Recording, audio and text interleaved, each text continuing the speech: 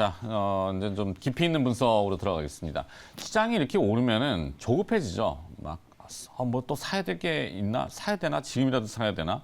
빨리 사서 빨리 회복해야 되는데 이게 사람 심리입니다. 이럴 때 이제 한번 스텝을 조금 빼서 숨을 좀 고르시고 어떻게 진행되고 있는지 천천히 한번 섹터를 들어보시면 좋을 것 같습니다. 제약바이오 기업에 대해서 이야기 좀 나눠볼까 하고요. 이베스트 투자증권 제약바이오 애널리스트 강하나 연구원 나와 있습니다. 어서 오십시오. 안녕하세요. 네.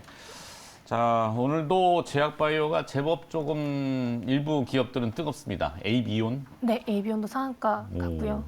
HLB 글로벌도 지금 뭐 20% 이상 이렇게 되고 있고, 결국에는 그 HLB 그룹이 이제 시세를 조금 부흥시킨 것 같은데, 모처럼 무슨 바이오주, 웃고 있는 바이오주 이렇게 해야 되나요?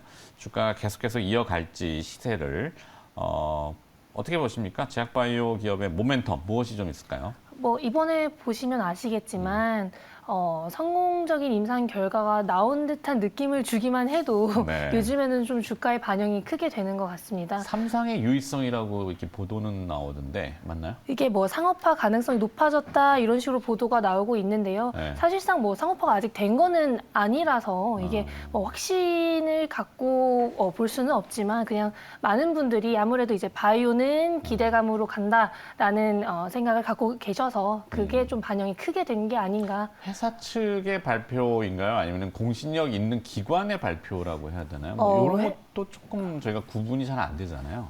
회사 측에서 언급한 게 조금 더 강한 거라고 판단을 하고 있고요. 네.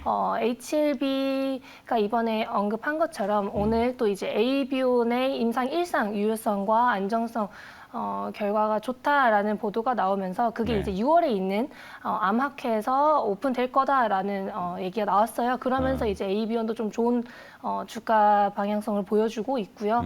이런 식으로 임상에 좀 긍정적인 결과가 나오게 되면은 바이오주가 아무래도 기대감을 먹고 사는 주식이기 때문에 다 같이 가는 경향이 좀 있습니다. 왜냐하면 여태까지는 조금 불확실성이 커졌고 아무래도 매크로적인 이슈가 좀 컸었기 때문에 네. 좀 손이 가지 않았잖아요. 그렇죠. 그런데 최근에 좀 그래도 임상 결과 오픈하는 것들 그 중에서 또 이제 6월에 암학회에서 오픈할 것들이 있기 때문에 그런 기업들 위주로 좀 보시는 게 아닌가라고 보고 있고 역사적으로 또 라이선싱 딜 같은 게 크게 있어주면은 그게 바이오주를 전체적으로 끌어올려주는 경향을 많이 보였었거든요. 기대감이 막 녹아 들어가는 거죠. 기술 수출이라고 보통. 네, 맞습니다. 그런데 이제 옛날에도 말씀을 드렸는데 1월 달에 ABL 바이오가 진행한 이제 라이선싱 딜처럼 좀 유의미한 딜들이 조금 더 나와주었으면 하는 바람이 지금 있으신 것 같아요. 네. 그래서 그런 기대감이 지금 조금씩 보이고 있으나 아무래도 지금 매크로적 이슈가 상대적으로 좀 크게 반영이 되고 있어서 매크로적 이슈라고 한다면 이제 뭐 금리 인플레이션과 인상, 예. 금리, 긴축이라고 하는 부분이 네, 맞습니다. 성장주의 대표적인 바이오에 심리적으로는 부담이 되는 것이 현실이다. 이거 네, 얘기하시는 맞습니다. 거죠? 실제로 그래서 제약바이오주가 조금 반등을 하려는 시기부터 좀 다시 또 지지부진한 모습을 보여주고 있고요. 그래서 6월 달에 또 FOMC 있으니까 그렇죠. 조금은 보수적으로 보셔야 되지 않나고도 말씀드리고 있습니다. 네, 강하나 애널리스트가 FOMC 얘기를 하시네요. 바이오 쪽 섹터 애널이. 자, 근데 이제 코로나라고 하는 이 키워드도 상당히 제약바이오에 민감하잖아요. 근데 이제 우리나라는 리오프닝 해서 뭐 조금 이렇게 풀지만 북한 쪽은 계속 얘기가 나오고 있고 중국도 락다운의 이유가 그 이유가 있고 어떨까요? 이 코로나는 좀 민감한 주제이긴 한데 지금 현재 상황과 뭐 지금 일각의 전문가들은 가을쯤에 재유행 막 이렇게 얘기하는데 현장에 계시면은 그런 내용들은 좀 접하는 게 있나요? 아무래도 국내에서는 리오프닝으로 굉장히 강하게 그러니까. 바뀌고 있고요. 코로나 끝난 거야 완전히 지금 그것처럼. 국내랑 이제 미국 같은 큼지막한 곳들은 다들 리오프닝으로 가고 있지 않습니까? 네. 그래서 거기에 이제 초점을 맞추고 있기는 한데 이제 북한이나 중국처럼 좀 폐쇄적인 나라들은 또 다르게 말을 많이 하고 있는 것 같아요. 그래서 국내에서도 이제 북한 같은 나라들의 의약품 공급 같은 그런 보도 자료들도 많이 나오고 있고요. 네. 그래서 아무래도 코로나라는 게 이번에 오미크론 때 보시면 아셨겠지만 좀 변이가 나올 수밖에 없고 그렇지만 또 이게 계절성 감기로 인식이 되고 있기 때문에 국내에서는 큰 변화가 있을 것 같지는 않다는 판단이고요. 당연히 재확산될 수는 있지만 이제는 옛날만큼 크게 반응이 되지 않을 것 같고 네. 좀 일상생활이 이미 회복되고 있는 방향이기 때문에 그냥 우리나라는 최대한 유지하지 않을까 보고 있습니다. 네. 자, 6월 달에 이벤트가 있어요. 제약바이오 아까 말씀하신 미국 임상종양학회. 여기에 대한 기대는 어느 정도인지 그리고 참여하는 기업은 또 어떤 기업들이 있나요? 일단 4월 AACR 학회를 시작으로 대면이 시작된 거거든요. 네, 그렇기 때문에 AACR. 네, 그것도 이제 암학회이기는 한데 네. AACR은 초기 임상 단계로 오픈하는 경우가 많고 아스코 이제 6월에 있는 아스코라는 암학회는 조금 더 큼지막한 임상 결과를 오픈하는 경우가 더 많습니다. 그렇기 때문에 아스코가 연내 좀 중요한 행사 중 하나로 꼽히고 있고요. 아스코에서 아무래도 우리나라에서 항암제를 조금 잘한다 싶은 기업들은 다 참여한다라고 생각하시면 될 것 같습니다. 그 중에서도 좀 많은 분들이 관심 있게 보시는 기업들은 NK맥스가 있고요. NK맥스가 이번에 육종암 15명을 대상으로 한 데이터를 좀 처음으로 풀 데이터를 공개하기 때문에 육종암이라는 건 딱딱한 고형암인가요? 네, 고형암인데 이제 NK 세포 치료제로 고형암에 완전관의 효과가 있었던 적이 글로벌리 많이 없어서 네.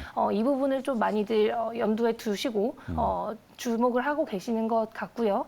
거기에 이제 아까 말씀드린 에이비온 폐암 호흡물질 임상 1상에 대한 데이터를 이번에 오픈하게 됩니다. 그래서 반응이 크게 됐다라고 보시면 될 것 같고 네. 거기에 이제 네오임뮤텍 같은 회사들도 자체 기술 인터루킨 7의 병용 투여, 면역 관문 억제제와 병용 투여하는 1비상 결과도 이번에 좀 데이터 오픈하게 되어서 항암제를 좀 잘한다 싶은 기업들의 유의미한 결과들을 보실 수 있다. 그리고 그런 대면 학회를 참가하게 된다면 아무래도 빅파마들이나 상대적으로 큰 바이오텍이랑 연결될 확률이 높아지지 않습니까? 그렇기 때문에 지금 당장 라이선싱 아웃, 뭐 기술 이전 계약이 일어나진 않을지라도 차후 있을 그런 미팅 그리고 차후 있을 기술 이전 계약의 발단이 될 수 있는 계기가 될 수 있기 때문에 정말 좋은 기회다. 그리고 11월에 또 SITC라고 학회가 또 대면으로 어차피 진행될 거기 때문에 일단 계속적으로 좀 학회에 주목을 하시면은 임상 결과도 알 수 있고 지금 트렌드가 어떤 식으로 진행되는지 또 아실 수 있다라고 말씀드리고 있습니다. 네, 의미가 있는 학회군요. 뭐 그리고 또 최근에 보면 이제 대기업들 이제 뭐 삼성은 이미 삼성바이오로직스라고 하는 상징성이 있고 SK도 SK 바이오사이언스를 필두로 해서 뭐 여러 가지 기업들 바이오 쪽에 있고 롯데가 진입을 좀 들어온 것 같은데 장기 포석이겠죠. 뭐 당장 뭐 수개월 안에 어떤 결과물들이나 무엇이 있을 거라고 보지는 않을 건데 한 10년은 지금 바라보고 2조 5천억 투자하겠다고 한 롯데, 삼성과 SK를 추격할 수 있을지. 지금 뭐 전 세계적으로 바이오에 대한 투자가 계속적으로 진행되고 있고 네. 특히 뭐 CDMO를 인수하는 등 상대적으로 큰 대기업들도 지금 새롭게 투자를 많이 시작하고 있거든요.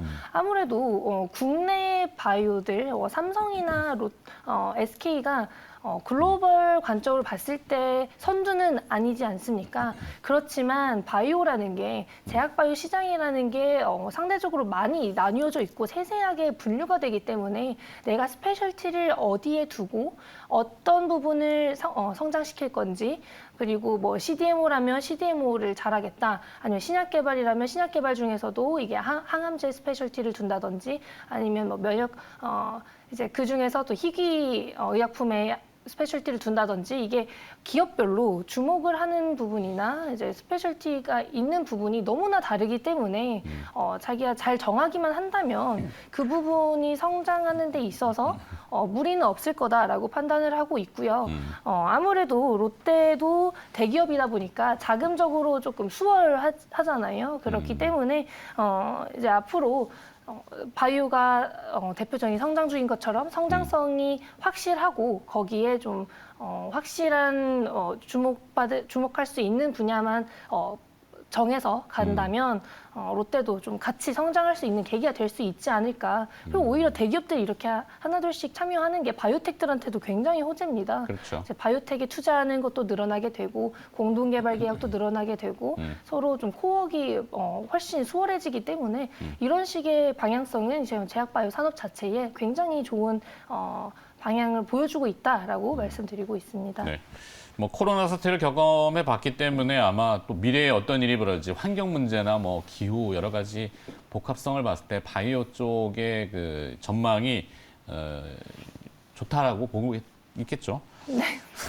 롯데는 또 뭐 냉장, 뭐 냉동, 뭐 이런 바이오도 어떻게 보면은 그런 온도 제어 기술이 굉장히 크니까. 네, 맞습니다. 자, 1분기 매출이 5천억을 넘긴 바이오의 투탑, 셀트리온하고 삼성바이오로직스 2조 클럽을 달성하나 이게 무슨 얘기일까요? 이제 그냥 매출을 2조까지 만들 수 있냐라는 말 같은데요. 아무래도 삼성바이오로직스가 1분기에 컨센서스를 상회할 정도로 지금 굉장히 잘하고 있고 네. 뭐 2분기는 생각보다 안 나올 거다라고 하고 있기는 하지만 지금 삼성바이오로직스에 주목을 해야 되는 가장 큰 이유 중 하나는 아직 완공이 되지 않은 4공장에서 이미 선수주를 여러 건이나 받은 상황이기 때문에 이게 되게 이례적인 일이거든요. 이제 공장이 아직 지어지지도 않았는데 그렇게 선수주를 빅파마들이 한다라는 거는 삼성바이오로직스가 트랙 레코드를 굉장히 잘 쌓았다는 것이고 레퍼런스가 너무나 좋기 때문에 차후 수주를 받는 데 있어서 굉장히 수월할 것이고 앞으로 어떤 공장을 짓든 어떤 CDMO, CMO를 하던 여태까지 레퍼런스와 트랙 레코드가 있는 기업들이 좀 계속적으로 관계를 유지할 거다라고 보시면 될 것 같습니다. 그래서 그게 이제 삼성바이오로직스의 실적에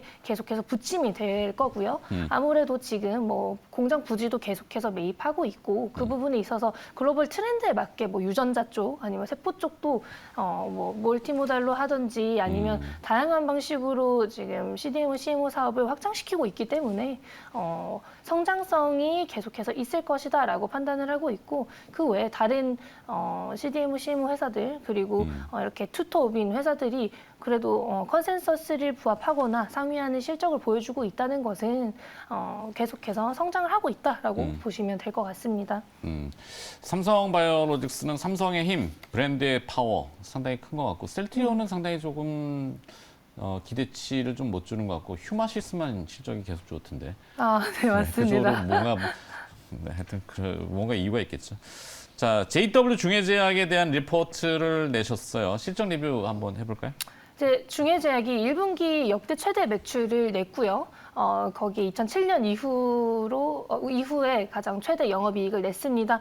그래서 좀 지켜보고 싶다라고 계속해서 말씀드리고 있고 1분기 실적은 매출에 1,543억 원에 141억 원의 영업이익을 냈고요. 아무래도 이게 영업이익률 개선도 꽤 크게 됐고 지금 작년 흑자 전환을 시작으로 굉장히 큰 성장을 보여주고 있어요. 전년 동기 대비 40% 이상의 성장이기 때문에 네. 이 정도의 성장률은 아무래도 턴어라운드를 확실하게 보여주는 성장이고 중해제약이 지금 구조적으로 영업이익률 개선이나 영업이익률 상승 요인들이 많기 때문에 이번 연도 전체적으로 실적이 계속해서 좋을 거예요. 1분기 제 추정치보다는 조금 덜 나왔지만 네.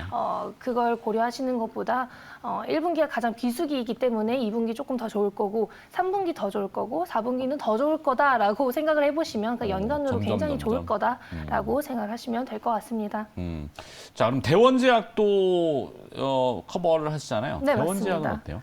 대원제약은 1분기 어닝 서프라이즈였어요. 네. 컨센서스 대비 거의 2배 정도 영업이익이 나왔기 때문에 짜먹는 감기약이 대박 났군요. 네, 콜대원의 일반 의약품도 굉장히 잘 나갔지만 그렇죠. 아무래도 호흡기계 매출이 굉장히 큰 회사이기 때문에 이번에 코로나 재택 치료로 전문 의약품 처방 받는 거 거기에 뭐 콜대원 뭐 말씀하신 것처럼 일반 의약품 쪽 많이 플러스 돼서 지금 1분기 실적이 매우 좋았다라고 생각하시면 될 것 같고 2분기까지는 지금 5월까지 확인해 본 결과 어느 정도 비슷한 양상을 보일 거라고 생각이 되고 있어서 2분기까지는 계속 좋을 거고 4분기는 원래 극성수기이기 때문에 그 연간으로 굉장히 좋을 거다라고 말씀드리고 있습니다. 그런데 사람들이 많이들 걱정하시는 게 이게 피크아웃이 아니냐, 코로나 특수 아니냐라고 하시거든요. 네. 그런데 생각을 제가 봤을 때 대원제약이 코로나로 인해서 호흡기계 매출 타격이 너무 컸었던 거고 코로나 이전에 호흡기계 매출 퍼센티지까지 아직 100% 올라오지도 않았어요. 전체 매출 중에 만약에 이제 품목별로 원래 23%까지 호흡기계 매출이었다면 지금 한 21% 정도이기 때문에 아직도 조금은 룸은 있고 그냥 정상화되는 단계이고 거기에 플러스 알파로 지금 전문의약품 쪽 포트폴리오 증가하는 거에 이제 건기식 쪽 부침되면서 그냥 계속해서 실적이 좋아질 회사다라고 보시면 될 것 같습니다. 네. 자, 그럼 끝으로 이제 시간은 다 됐는데 혹시 탑픽 기업이나 뭐랄까요? 뭐라 최선호 주는데. 최선호 씨. 감사합니다. 보시는 게 있나요? 일단 아무래도 아스코가 좀 큼지막한 학회잖아요. 그래서 아스코에서 좀 유의미한 데이터를 오픈해주는 NK맥스나 뭐 AB온 같은 거 계속 염두에 두시고 보시면 좋을 것 같고 지금 계속 말씀드리는 ABL바이오 아무래도 기술 이전 계약이 완전히 반영된 것 같진 않아서 계속해서 네. 보고 있고요. 아무래도 하반기에 그 기술 이전 계약을 체결했던 파킨슨 치료제 임상 IND 들어가기 때문에 그때 또 540억을 받게 되거든요. 네. 그래서 ABL바이오도 계속해서 보시면 좋을 것 같고 제약사들 중에서 방금 말씀드린 것들 실적 좋으니까 지금 매크로적인 이슈가 많을 때에는 이런 주식들이 오히려 하방을 막아줄 수 있다라고 말씀드리고 있습니다. 좋습니다. NK맥스, ABL바이오 이렇게 좀 정리해서 듣도록 하고 마무리하겠습니다. 제약바이오 섹터에 대한 이런 좀 깊이 있는 얘기 좀 들어봤고요. 그 안에 포인트가 있으니까 잘 챙겨가시면 되겠네요. 이베스트 투자증권 제약바이오 강하나 애널리스트였습니다. 고맙습니다. 감사합니다.